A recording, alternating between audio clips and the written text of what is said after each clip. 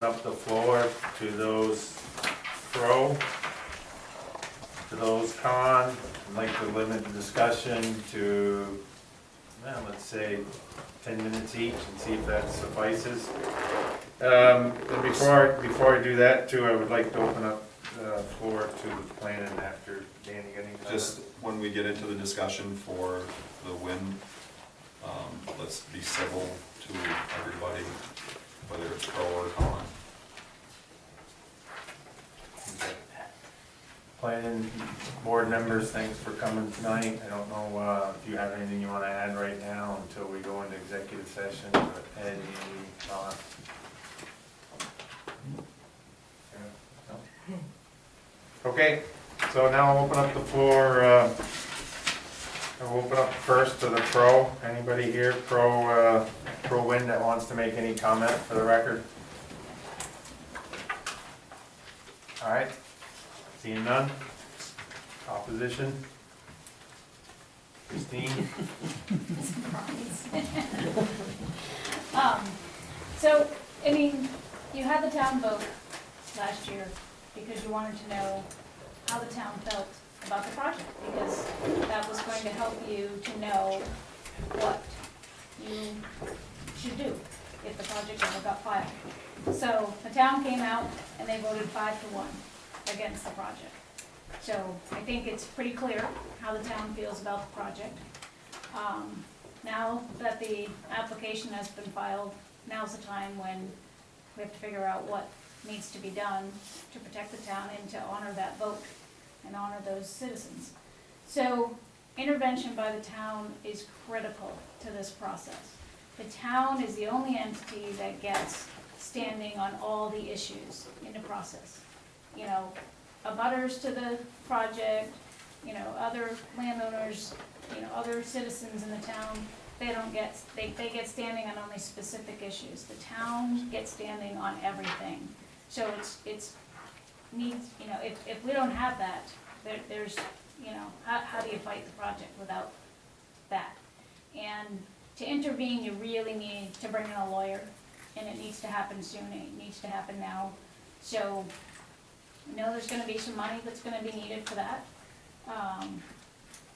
you know, for a retainer, for a lawyer, and I, you know, I think we need to be doing something. Like I said, it needs to happen quickly because things are gonna happen fast at the Public Service Board, and you don't wanna try and go down there, try and do the intervention without having advice from a lawyer who is familiar with the Public Service Board proceedings. That's extremely important, because I've been involved in it with the Met Tower issue. It's a different world. I mean, I'm not a lawyer anyway, but everybody I've talked to, it's just a different world. So there are some lawyers out there that have worked at the Public Service Board that have done some good work, so there are some good options out there. And I think the citizens of the town would like to see, you know, would like to make sure that that happens. So you're not gonna be in this alone. You've got citizens behind you, you know, not just the ones that are here today, but there's a lot of citizens that have put in a lot of time already, you know, into this issue. So we don't expect the town to be spending all the money on it either. We, you know, I think as citizens that we can raise money. I think it can be done through the town, so where the town can actually collect the money. And but as citizens, we are more than willing to go out and solicit for that money and get donations to bring in money to help in this process, because money is needed to fight this and to do what we want. So, and I also think that Fairfield and St. Albans kind of needs you guys to start this intervention, and I would think that they would put up some money towards it too. I mean, they're going to be very affected by it, and they'll get nothing. You know, none of the land is in either of those towns, so they'll get nothing from it. So I would think they would. So I'm urging you to consider that tonight, and hopefully make a decision to put some money down and hire a lawyer and get the process started. Okay. Anybody else? Sarah? My name's Greg Pierce. I live in St. Albans City. I have a summer home on Fairfield Pond. I just wanted to elaborate on what Christine said regarding the other two communities that are affected, Fairfield and St. Albans Town.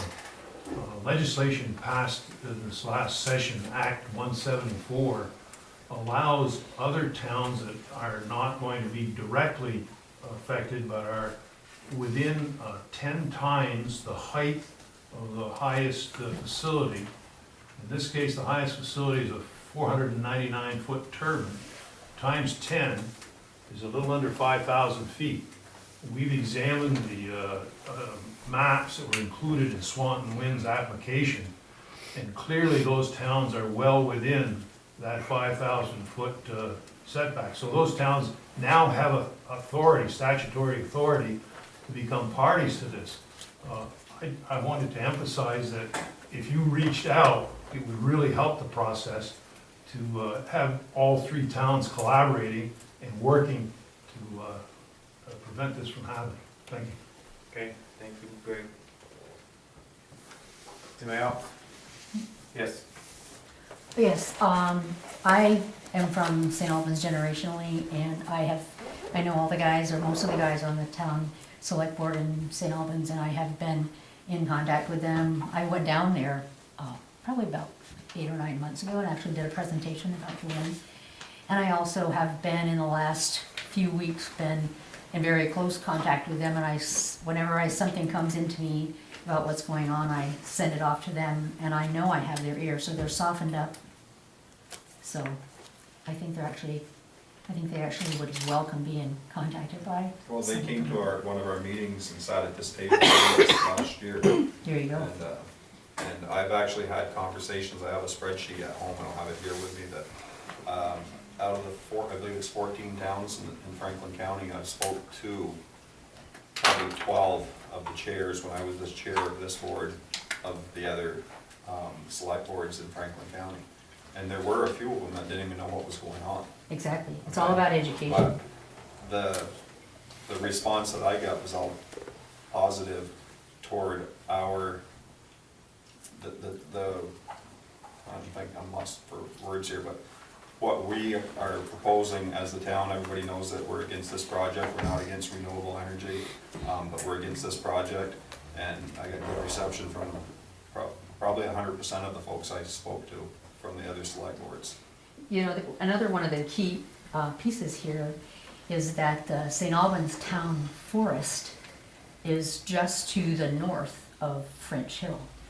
And that is so close, and it's just like Greg said, they're within that range anyways. And as I had my discussions with them in these last few weeks, I have basically pointed out to them that if you jump in now and work with us, we have a chance, we all have a chance. But if you wait until these 7 have been approved, because you think they're all gonna be in Swanton, beyond that, have you ever seen a wind turbine project that once they got some in, they didn't expand and expand and expand, and that would definitely bring it right down into them. So they're better off to help us now, while we have some momentum, than to wait until it's a done deed. Thank you, guys. Thank you very much. 2 more minutes. Anybody else? Mariana? Representative Mariana Gamache. So in the course of all of this, I believe that you, Joe, were given the name of an attorney who is a specialist in renewable energy. That is Correct correct. me if I'm wrong. You're correct. Okay, so I have had up close watching her in action, and she knows her stuff. She's really good. She's probably, I don't know anyone who, I've never been told of anyone who comes close to her in terms of her expertise. I would strongly suggest at least meeting with her, getting an idea, some feedback from her about this, because we need to go forward to protect the town. And you're dealing with strong people who had a lot of money backing behind them. And it needs to be handled the way it needs to be handled, by someone who, it's like specialist, you know, if you need to go to the doctor and you need a specialist, it's the same thing in this arena. So I would just ask that you all take a look at that recommendation and consider it and Okay. act on it. So, thank you. So with Right. to follow up on Mariana too, and for the record, you know, folks in Montpelier worked very hard to put a bill together. Yeah. And then the governor wanted it tweaked with some verbiage to appease him. And the folks that were in the committees did it, and it would still allow involvement from communities and municipalities to have a say in these projects. Right. And then what happens when it gets to his desk, he vetoes it. So thank you, Mr. Shumlin, for making it harder for all the communities in the state of Vermont. So let me tell you, the original bill, S-230, had a lot of meat in it, and the governor insisted he would veto it unless that was removed. We all complied, both the House and the Senate. And 2 days before the end of the session, he announced he was vetoing the bill. Well, no, he announced that if additional changes weren't made, he would threaten to veto. We do all we can as committee people. The governor has his own agenda. I went round and round a number of times during the session with John Copans, who is the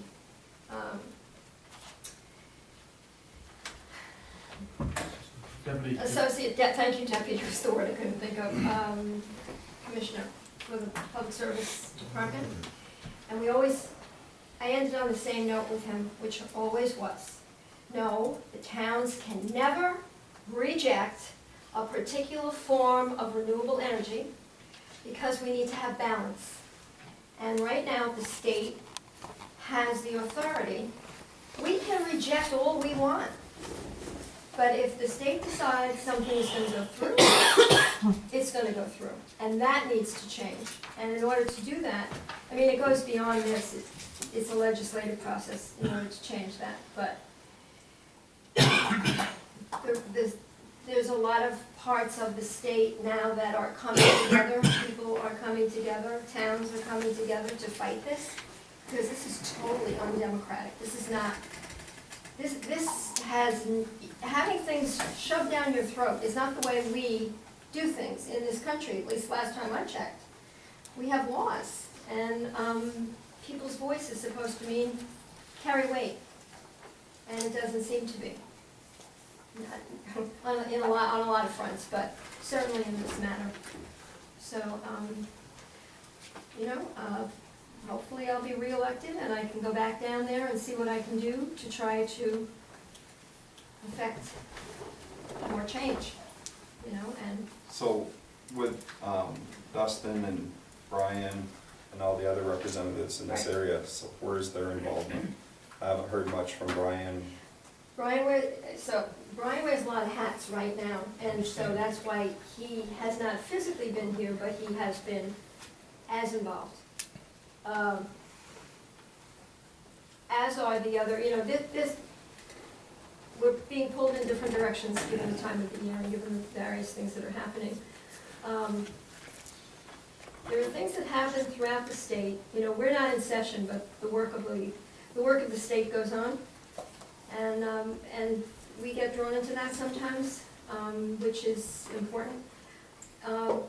So it's a different schedule that we're all on, and so it can be, we can come into conflict with commitments and where we need to be at different times. So, but they are on board. I mean, I certainly can speak for them in terms of my interaction with them. So, I hope that gives you a little more peace. Okay. And I did make some phone calls, several phone calls, and again, because of I want to talk with our town attorney, so all the select board members are on the same page, before I share too much of my conversations, but I did get hold of the attorney that you're referring to, and someone mentioned a little bit of urgency. The first hearing that they're having is 12 October, so that is next week. That's They what they have changed pushed it. that out. What's that? They have pushed that out. They They did? haven't, yet, Yes. that's what the clerk has said, but there is no new date set. Um, It still shows on the Public Service Board calendar this morning, but that, Well, yeah, so we will definitely ask our Yes. attorney to verify and have that conversation, because as of yesterday, I was still under the impression it was 12 October. yeah, no, so supposedly they said that that is not happening.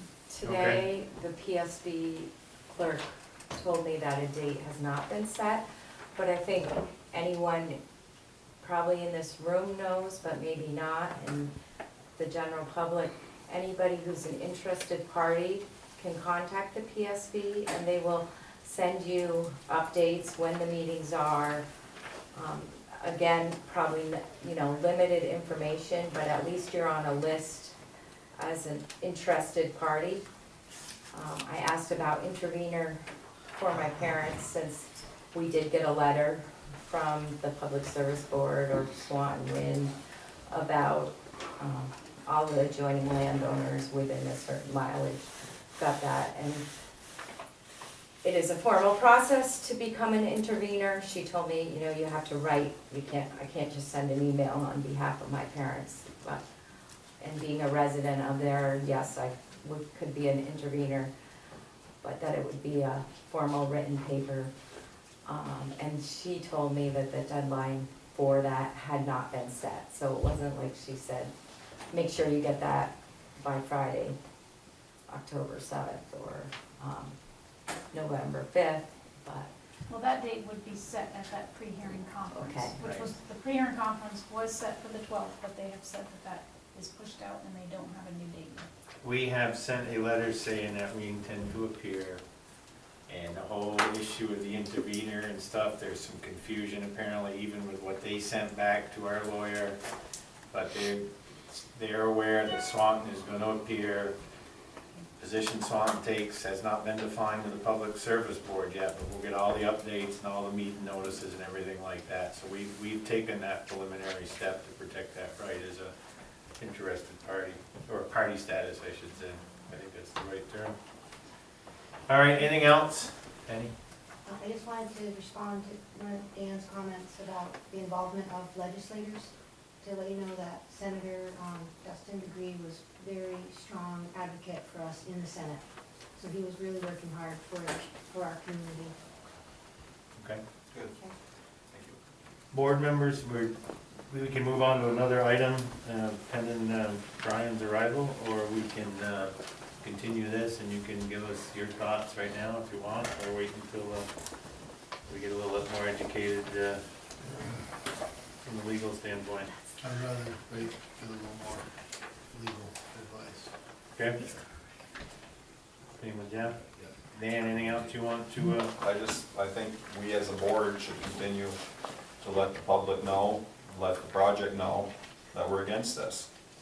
Whether I'm waiting for the lawyer to talk to us or not, we need to let people know that we're against this project. I don't get why nobody would want to make a public comment before we talk to the lawyer about that. Unless something has changed. nothing's changed. I've made it very clear. I think I've been very vocal and I've made my statements and I've written my letters to editorial, and Joel Clark has not changed his position one And I'm with iota. The question, and what I don't want to talk about yet, is the level Swanton's gonna get involved. Right. Because the level we Understand. put, what we decided before and we voted on is on record, and that's where we're at right now. Correct. And that might all change based on more information and a better understanding of the process sometime here tonight. So, yeah, no, Joel, I have can I not make changed. a comment? Yeah, just a second here. I have not changed one bit on my opposition to this project. What I've got to just be careful of in my role as the chair here and stuff is I don't get ahead of the other board members and what Swanton Select Board's final role and how we're gonna oppose it. Is it what level we're gonna oppose it. That's all. So, I'm good.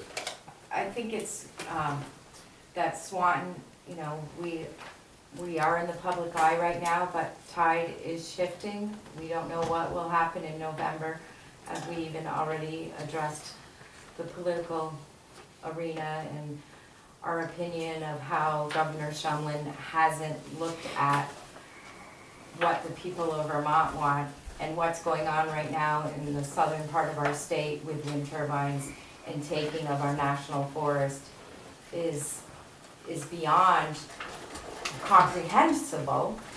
However, there are really influential people now that are starting to step up to the plate and saying that this is BS. The Grafton Foundation, which holds a lot of property in the Grafton area of this proposed site, Iberola, a Spanish company, the energy won't be staying in Vermont. So with them coming out and making a really strong public statement, I think that there is momentum and that we have to stay true to our values, and it's beyond the values of Swanton, it's the values of Vermont. And that's my opinion, and it has been from the beginning. So, to keep, I wanna keep this thing going until Brian gets here. No problem, no problem. You know, we talked about, lady back here talked about St. Albans Town getting involved. We talked about Fairfield Select Board getting involved, maybe even Sheldon, you know, the surrounding towns. But we haven't talked about Green Mountain Power, Vermont Electric Co-op. It's already made public statements to the Public Service Board and the Public Service Department and the governor that their grids are full. They don't need this power, they don't want this power. Right. Whereas, you know, they're gonna have to upgrade grids to take this power, and it's gonna go back to the ratepayers. Come on, Montpelier. And this goal of 90% by 2017. You read the article Right lately? now, it will be, we will be at 55% of our goal by 2017. So I think we can slow things down a little bit and do it strategically and do it well. But the 50% that's being produced here in Vermont's not even staying in Vermont. It's not Right. counting Okay. these Vermont goals. And it's not gonna be any more The good bill by that these 2050. people put together, part of that bill was that if anything was produced in Vermont, it stays in Vermont, right? And then Shumlin vetoes it. So we're destroying our beautiful state to accommodate Massachusetts and Connecticut, Exactly. you know? Come on, people. Oh, I just get wound. All right, guys wanna go on to 4F until the lawyer gets here? All right, thank you, everybody. I know everybody's very passionate about it. Again, I will speak more about it at the right time, but unfortunately, the laws have been passed and have been changed, and those are laws, and what we gotta do is change the mix down in Montpelier if we're gonna make that change. Absolutely. What's that? Anything else you guys wanna add? Okay. 4F, discuss transportation alternatives program grant application.